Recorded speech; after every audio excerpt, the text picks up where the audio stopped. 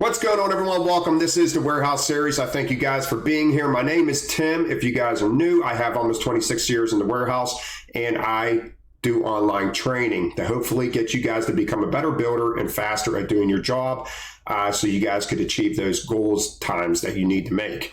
I also carry on different subjects that still pertain to the warehouse, like I'm going to be talking about today. We're talking about working long hours, working overtime, and knowing when enough is enough. So if you guys like the content, hit that subscribe button, hit that notification bell so you don't miss out on my videos. I put out videos every Friday, and like today, I do put out videos periodically. If a good subject comes up, I want to make sure I touch on it. If you guys want to help the channel by donating, it's much appreciated. Give me a thumbs up and leave comments in the comment section below. Let's get on to today's video. All right, guys, so over a year ago, I put this video out, Overtime is Overrated. If you have not seen that, that link will be in the description below. Click that, watch that, short video, 8 minutes, and you're going to hear me talking about the pros and cons of working overtime. So the stuff I'm going to be talking about today is a little bit different, so watch that video and then also watch this one all the way through. All right, so I put this survey out. Now, at the time of doing this video, we only had 59 views. So if you guys see these surveys, please participate in them. They are important to my channel and giving me ideas of where to go with my channel when I put these out. What's the longest shift you ever work? I told you guys I worked 36 and a half hours. Now, I want to let you guys know when I worked that 36 and a half hours straight, we had 3 warehouses going on. Our dry goods had a module system with conveyor belts, and we were ripping them all down. So we had a temporary warehouse that we were working in. And since we were only going to be there for a year, while they re-racked our building and redid everything and took those module systems out, the standard time that we had to achieve at that building for selection was a heck of a lot easier because they just implemented the most simple standard time. It was easy. Now, the hard part was driving home. This is what we don't, understand is just what happens when you work a lot of overtime. You become irritable, you become tired, and all that stuff. And that's what we're going to be going over in today's video. And guys, you only got so much time to spend with your kids. Your kids are only young for so long.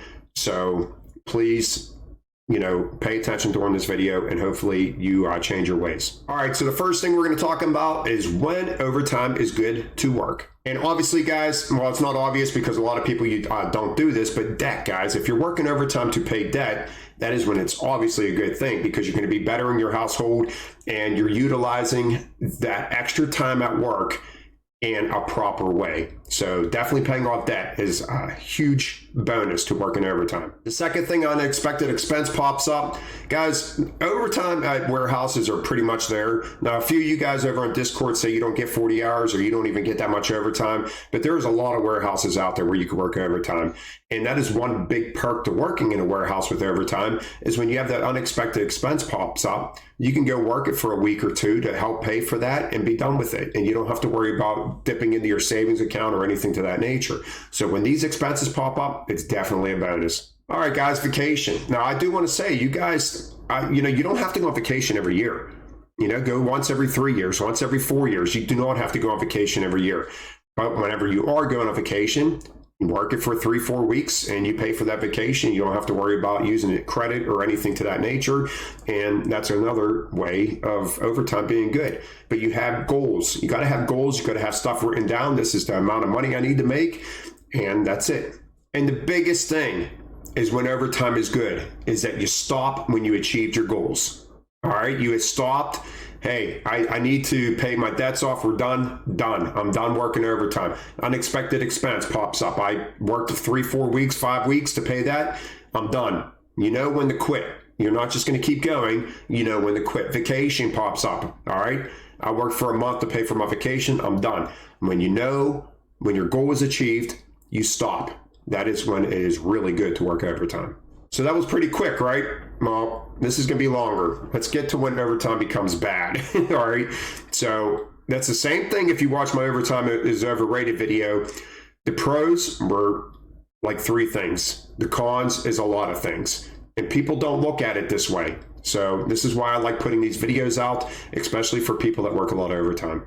All right, the first reason is dead tired. You can be dead tired and you can't say no. You become to that point where I can't do it, guys. I can't say no. I got to be here. I got to work this overtime.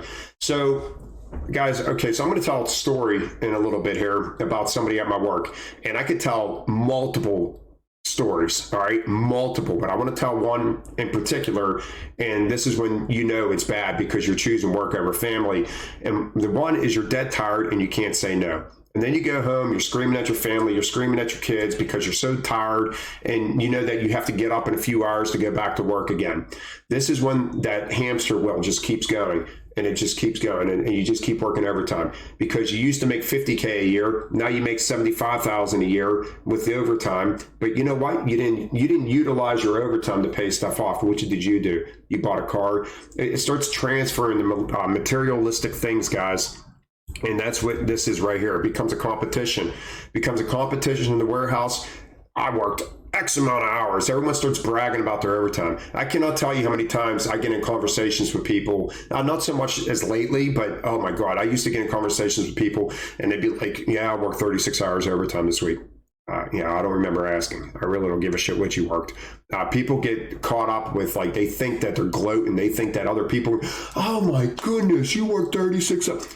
I don't give a shit, guys. I don't care what you work. Are you doing the proper things with that money? That's what I want to know. I could care less on how many hours you're working, but it becomes a competition. And then what I was just getting ready to say was that competition, it leaves work. It becomes materialistic things now. I went on 3 vacations, guys. I bought me a Lincoln Navigator out in the parking lot. I bought me this, I bought me that. It becomes materialistic competition. To show, hey, I'm using my overtime to, better, you're not bettering your life, but to better my persona. It's like, it's ridiculous. And that's what we do. We go out, we buy expensive homes, we buy expensive cars, and then we have this new fictitious salary that we make because of the overtime. And guess what? Now you have to maintain it. Now you're sweating it when the overtime's not there. People are picking up second jobs. It's amazing how deep we get ourselves into working overtime. People don't think like this, and I hope this video really brings light to you people that are working a lot of overtime and buying materialistic things. And this leads right on to this. You forget why you even worked it to begin with. 3 years ago, you started it off to pay debts off, and here you are, you're even 50K more in debt now, and the end's not even in sight. This is why it's so important to write things down. Write your goals down, and every day you should be looking at that, and this is what I achieved so far, and have it coming down. I started off with 20,000 debt, it's coming down. I'm at 11,000 debt. It gives you that end game. All right, a lot of people that work overtime have no end game. They work it just because they want to work it. And I know people at my warehouse that don't have debts, and they still work overtime like it's going out of style. Go home and see your family every once in a while, because I'm sure they miss you. And that leads on to this: family becomes second. Your overtime becomes first and your family becomes second. Why? Because, like I said, we got that new fictitious number that we make, and we got to maintain it now because we got more debts and we got more payments because I like the materialistic things. All right, guys, we're all guilty of it. I was guilty of it. All my cars are older. I ain't worried about it anymore. Family becomes second. You start having to work overtime instead of going to your kids' sporting events and stuff like that. Family functions, you start missing it all. You're working holidays. Like our thankfully, as of lately, our job stopped doing holidays. They still work some holidays, but people they run away from my family. It's Christmas time. I'm going into work. It's insane. Your family becomes second. So this is going to lead on to my story I want to tell. Many years ago, but I have many, and this is just one that always sticks out to me, and it always pisses me off. I am sitting with a guy. We're watching the news in the morning. This is when I was on night shift, and people at my work are going to know who I'm talking about. I really don't care. We're sitting there. We didn't get asked for overtime at the time that they usually ask us. Usually by 4:30 in the morning, they already asked us. We already know we're staying. We're sitting there watching the news. He says to me, "Did you hear anything?" "No, I didn't hear anything. I don't think we're going to get it today." "Oh, well, that's good because today's the last day of hunting. I'm going to go out hunting with my son in the woods." 10 minutes later, you hear our committee guy get called to the office. Well, the only time they call him around that 5 o'clock mark is for overtime. He jumps up. "Well, I guess we're working over, or I guess we're getting asked. Do you want to stay? I'll let them know." I didn't say anything, but I'm like, so much for your kid going hunting with you on the last day, because now you're going to work 4 hours of overtime that you don't even need. That's when it becomes a problem, guys. When you start choosing work over your family, that's when it becomes a major problem. And for all you people that are watching this video saying, well, I'm single, I'm going to talk about you right now. What an advantage that you can have being single. Instead of going out and doing the materialistic things that I talked about, if you plan on having a family in the future, you want to get married in the future and you plan on having a family, don't be like all of us. All right? Don't be like all of us. Get ahead. Start racking up that savings account. All right? If you have a house, pay that son of a gun off before you even have your family. Teach your kids what to do whenever you have kids in the future. This is the problem with middle class. It has nothing to do with not having enough. It's just that we don't know how to manage our money.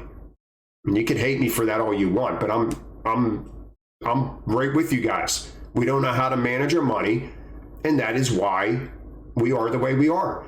But if you're single and you could get ahead of the game, have that house paid off, have an astronomical amount in the savings account, and start just focusing on your future kids that you don't even have yet, it's future savings, IRA, 401k, whatever it is that you're doing for your future, man, get ahead of the game.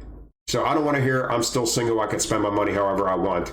What a great opportunity for you to prepare for the future and not be like 99% of middle-class families. All right, guys, that's it for today. And let me hear it. All right, let me hear all the bashing and everything. I really don't care, guys. Let me know. If you want to even give this live video a thumbs down, give it a thumbs down. Give it many thumbs down. I don't care. I speak the truth. I speak from experience. I've been there, done it. All right.